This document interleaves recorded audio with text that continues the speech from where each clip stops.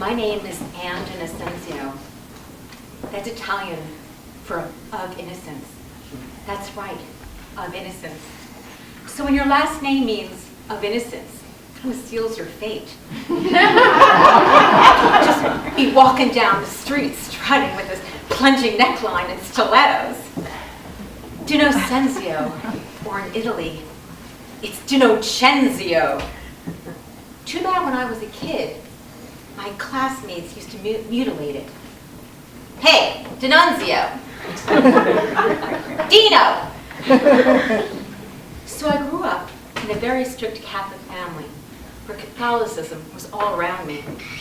My mother, a former teacher, went to an all-women's college in a place called Compton Station.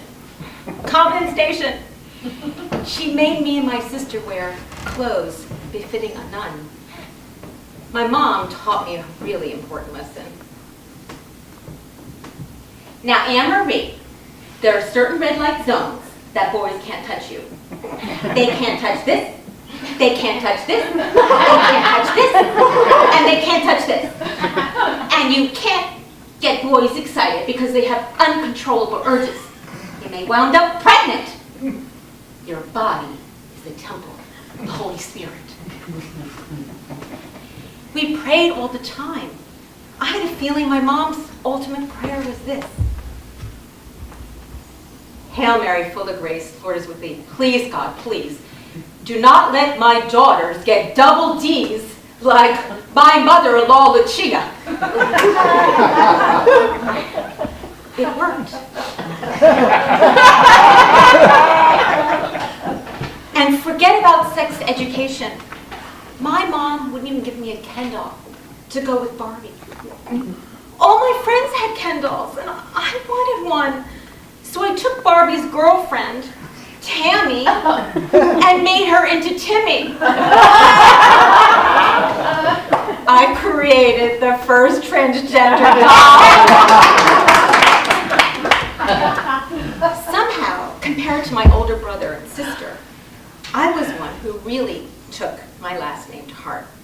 I owned the word innocence, whether I liked it or not. My siblings knew it was up.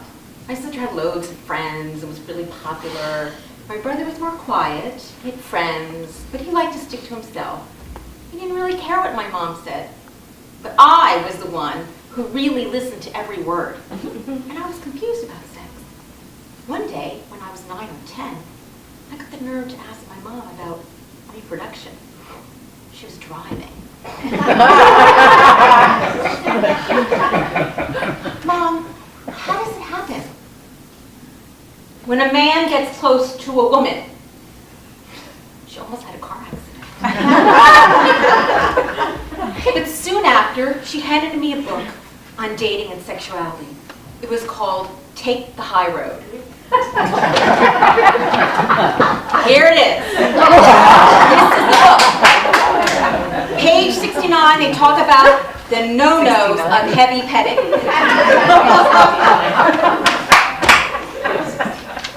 So I went through high school, junior high school, learning about the particulars of sex by reading various books.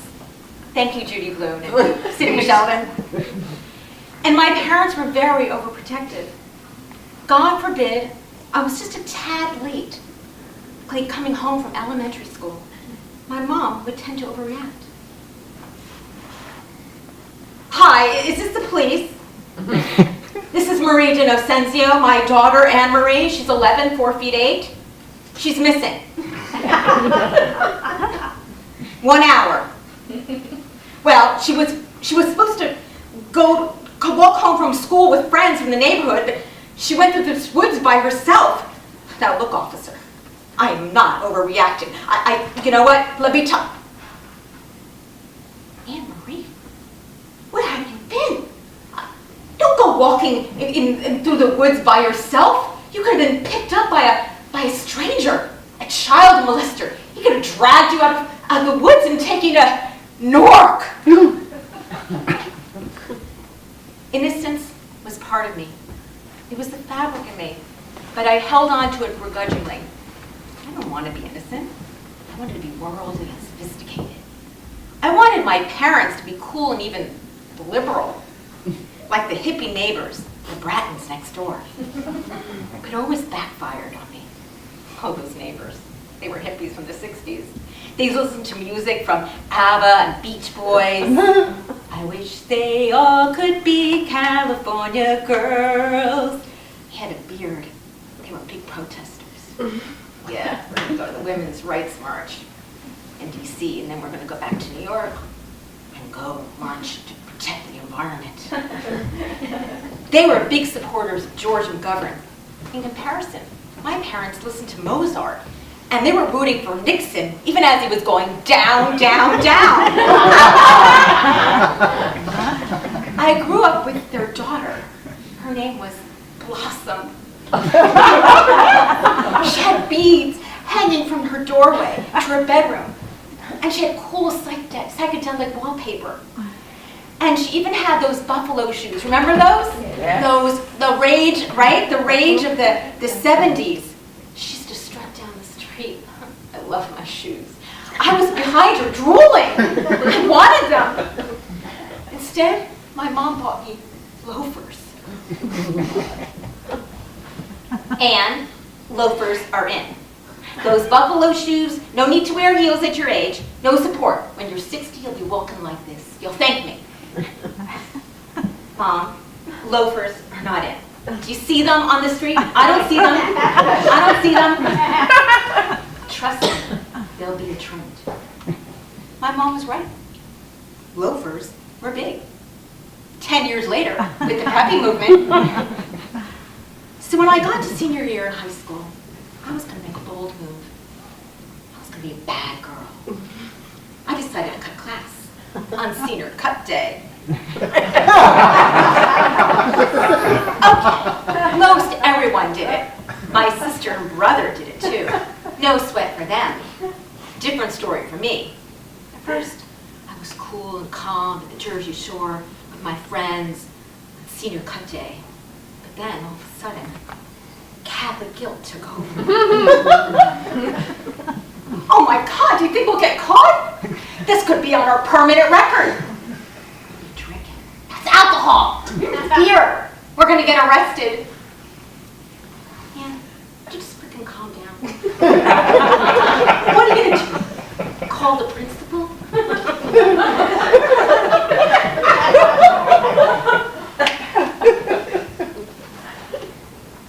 Principal Flinting, I'm so sorry.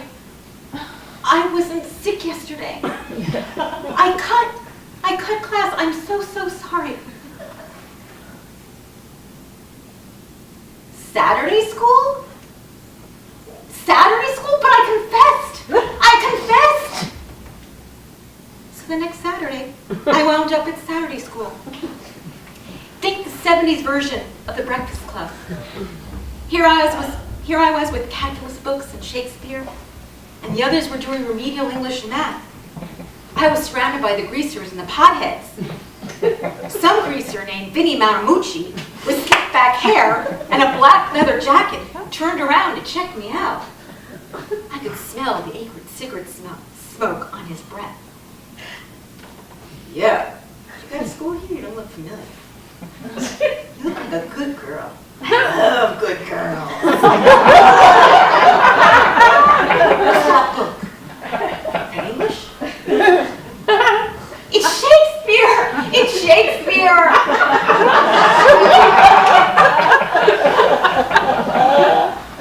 So it might be hard to believe that I wound up at very liberal Smith College, the birthplace of the feminist movement that counted graduates like Betty Friedan and Gloria Steinem. My sister had just graduated from there, and I wanted to be as worldly and independent as her. She paved the way. She was a feminist. She used to listen to Helen Reddy songs on her stereo when we were growing up. I am woman, hear me roar in numbers too big to ignore, and I know too much to go back and pretend. She refused to let guys open the door for her. Thank you. I'll open the door myself. I always looked up to her. I wanted to be like her. She was this big leader. of 1980, my parents and I drove in our brown-paneled station wagon from a small suburban town called Berkeley Heights, New Jersey, to Smith in Northampton, Massachusetts. The station wagon was packed with my favorite belongings: Docksiders, striped sweaters, corduroy pants, and my favorite albums: Linda Ronstadt, Saturday Night Fever, and Barry Manilow. Okay, so I didn't realize at the time that these albums were just not cool, but I figured this was the turning point for me. It didn't really work out that way. On my first day of college, there were the independent kids. They were the ones who showed up without their parents. I fell into the loser camp. My mom and dad practically moved into my dorm room. They probably would have stayed there for a month if I didn't kick them out. I met all these women with sophisticated, preppy looks. But I also saw some women with pink hair. It was called punk rock. I heard music down the hall. Because the night belongs to lovers.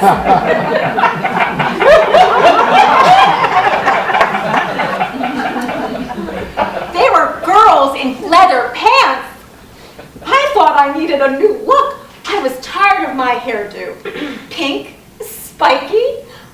But then early sophomore year, I went to visit my hairdresser, Silvio, and these dreams were dashed.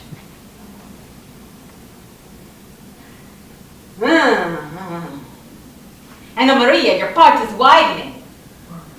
Your part is widening. You're losing your hair. I gotta cut it short. What? Wait a minute. I'm losing my hair? I'm just 18. Am I gonna go bald? I saw it. He was right. My part was wider. I was scared. Forget about that new do I wanted. So long being cool.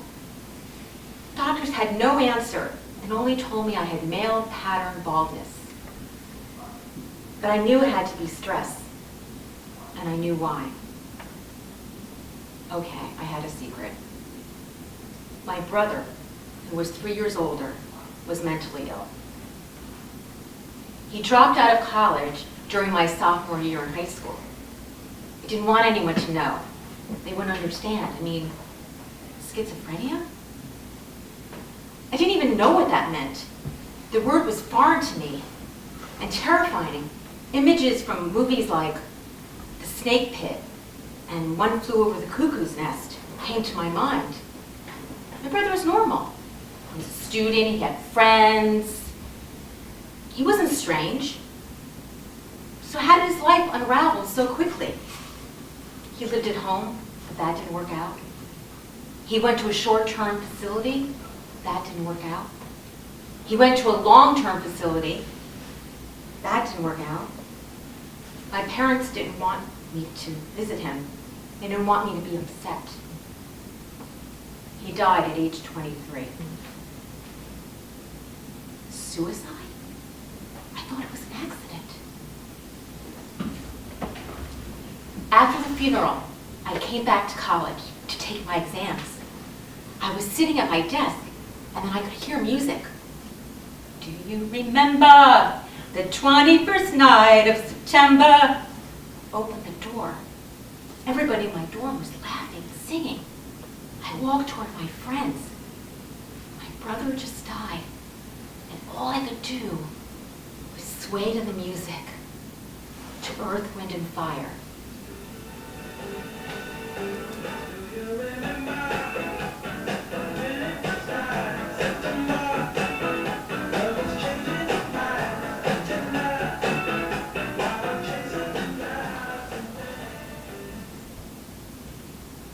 So, the next 30 years, I had some ups and downs, like everyone else. I grieved over my dad's passing 10 years ago. I was terrified when my mom had to go through 6 months of chemo to fight colon cancer. She's now a 17-year cancer survivor. I lost some close relatives. But there are many high points too, like pursuing a journalism career and having a great network of friends and doing lots of travel overseas. sort of a kind of a cocoon, terrified of taking huge risks and not facing my own fears head on. But something came out of nowhere that changed my approach to life. It changed me completely. So my mom is like a human ultrasound. She can spot anything that's wrong with me from miles away. I think you gained weight. Let me look at your teeth. You need a cleaning. When was the last physical?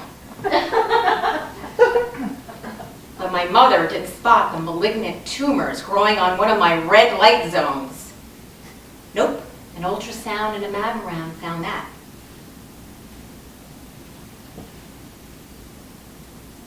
Nurse Jane?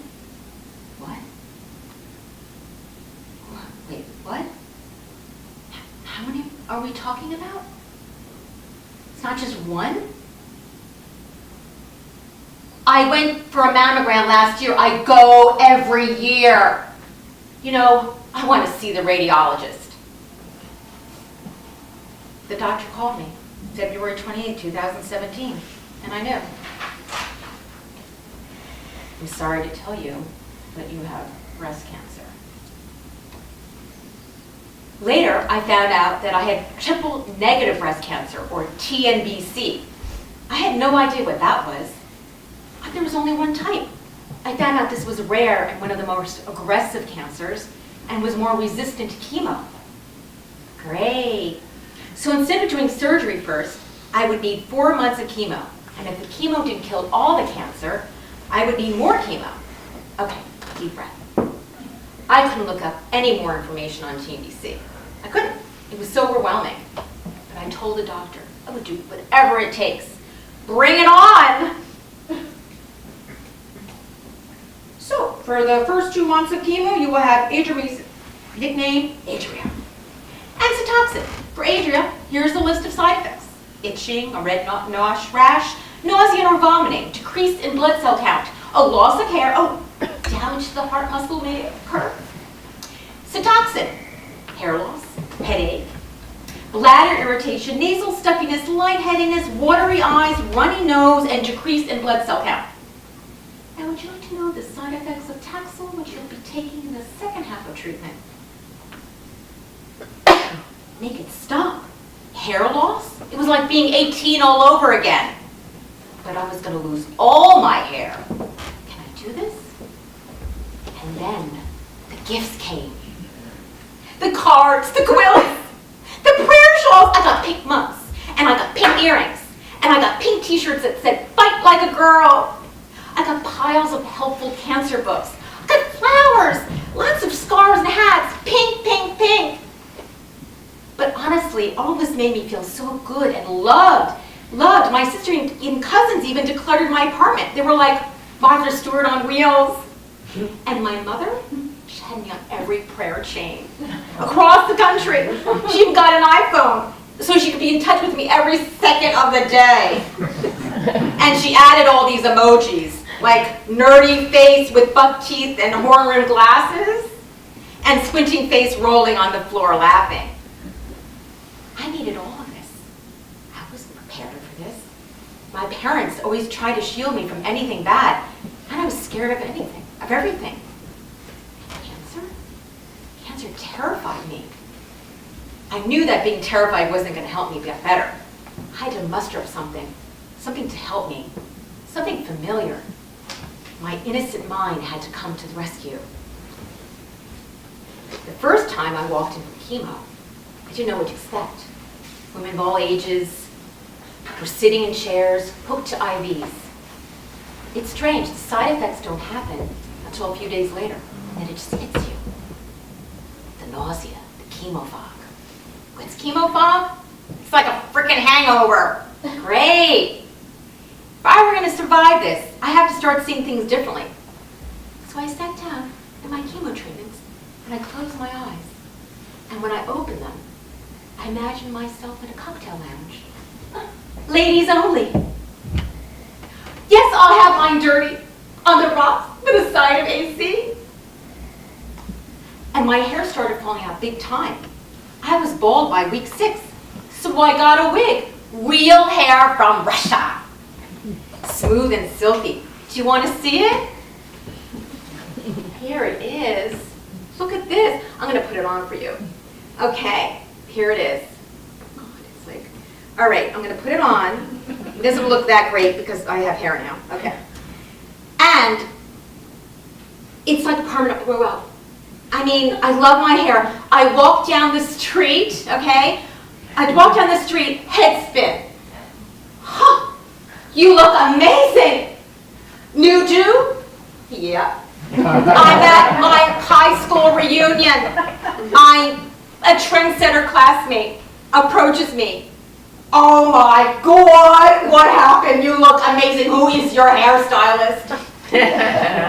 She's from Russia. She's moving back to the mother country.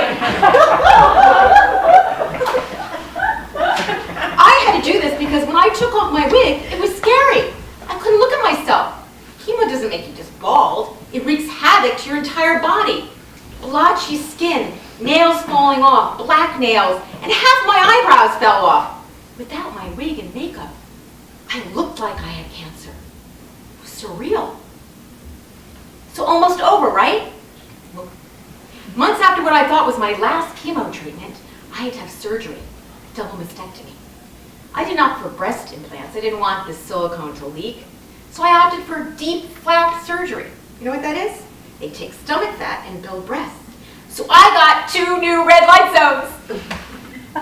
13-hour surgery. Basically, my body was cut up and put back together. But wait, I got a tummy tuck and boob job. Oh, and the surgeon fixed a hernia. I got a threefer in retail terms. So after the surgery, I thought, I'm on my way to recovery. No. I got a call from my oncologist saying because the chemo did kill all the cancer, I needed radiation and some more IV chemo.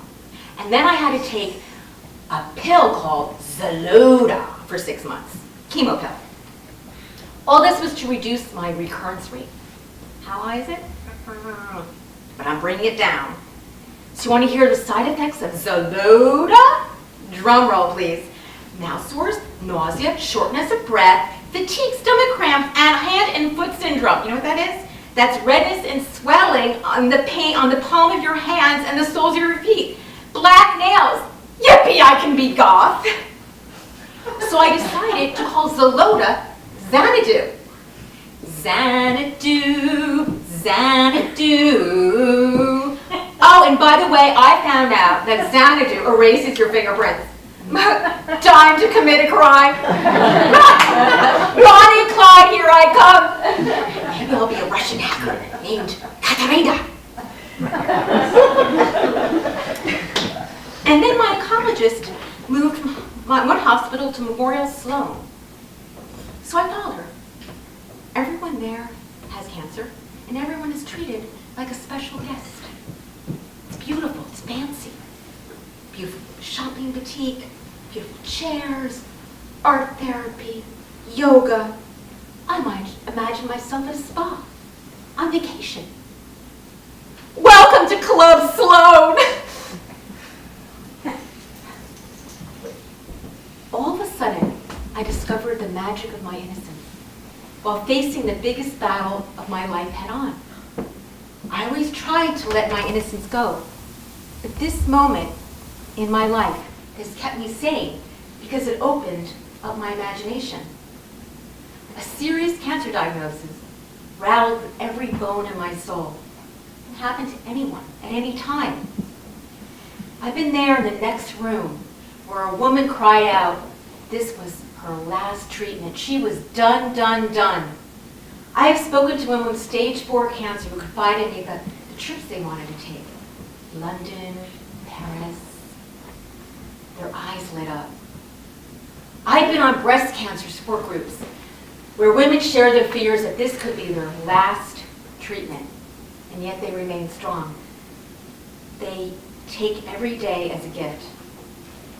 I have no idea where my future holds, but my innocence and imagination have helped save me, protected me, I found strength in what I thought was my weakness.